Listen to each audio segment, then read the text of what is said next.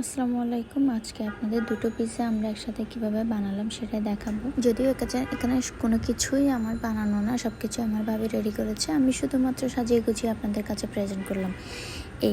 প্রথমেই পিৎজা ডোটাকে ভালো করে স্প্রেড করে এর উপর পিৎজা সসটা দিয়ে দিলাম। পিৎজা সসটা দেওয়ার পরে রসুন দিয়ে বানানো একটা মেয়োনিজ দিলাম। দুটো একসাথে আমি মিক্স করে ফেলেছি যেন টেস্টটা খুব ভালো আসে। এরপর বেশ খানিকটা আমি চিজ দিয়ে দিলাম। চিজ দেওয়ার পরে আমি চিকেন স্প্রেড করে দিলাম। এরপরে সসেজেস দিলাম, ক্যাপসিকাম দিলাম, পেঁয়াজ দিলাম, বেশ খানিকটা আমি অরিগানো ছিটিয়ে দিয়েছি।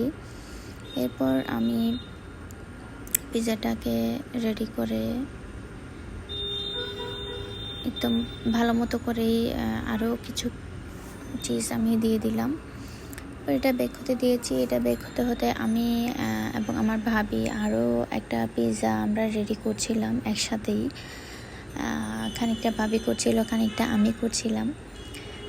সো এই আর কি, একইভাবে আমি চিজ, চিকেন, সসেজ, ক্যাপসিকাম, পেঁয়াজ, অরিগানো ছিটিয়ে দিলাম। এরপর এটা আমি বেক হতে দিয়ে দিলাম। এটা বেক হতে হতে এদিকে আমার আগের পিৎজাটা রেডি হয়ে গিয়েছে। এটা আমি কেটে সবাইকে দিচ্ছি। আপনারা দেখতে পাচ্ছেন আমার ভাই তো রীতিমতো আমার কাছ থেকে কেড়ে নিয়ে নিয়েছিল।